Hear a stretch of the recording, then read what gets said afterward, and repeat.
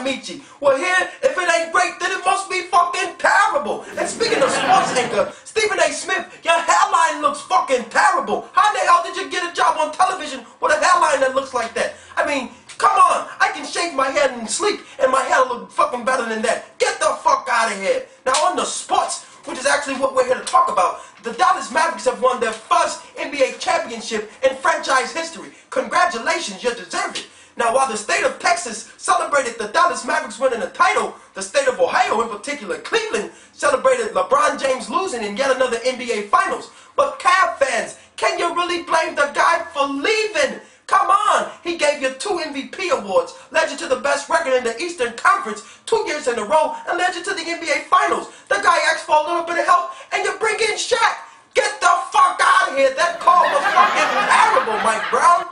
I mean, don't get me wrong, Shaq's a good fucking player, but the only thing the guy has done in the last 5 years worth talking about is complain about his big fucking toe. And then Dan Gilbert has the audacity to go out and say that the Cavs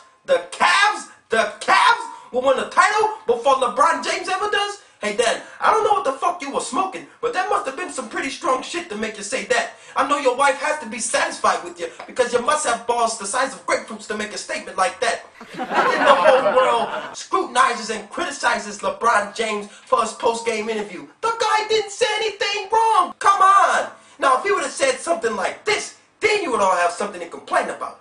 LeBron, how do you feel about Cleveland and the rest of the country wanting to see you lose in the finals? You know what? Fuck Cleveland.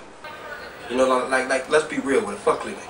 Everybody that hate me got to go back to living the way they live, being unhappy the way they unhappy, go back to making they stupid $400 a week.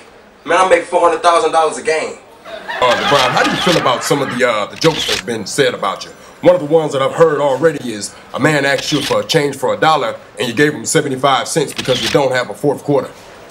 I'm not going to answer that question. What does that have to do with anything? Well, LeBron, besides the fact that you ain't show up in none of the games for the NBA Finals, I guess nothing. Next question. Now that was fucking great, but the Cavaliers, the Cavs for Mavs, Dan Gilbert, you're fucking terrible. Get the fuck out of here. Back to you, Rockwood, in the studio. I'm Pauly P. And remember, if it ain't great, it must be fucking terrible. Back to you, Rockwood.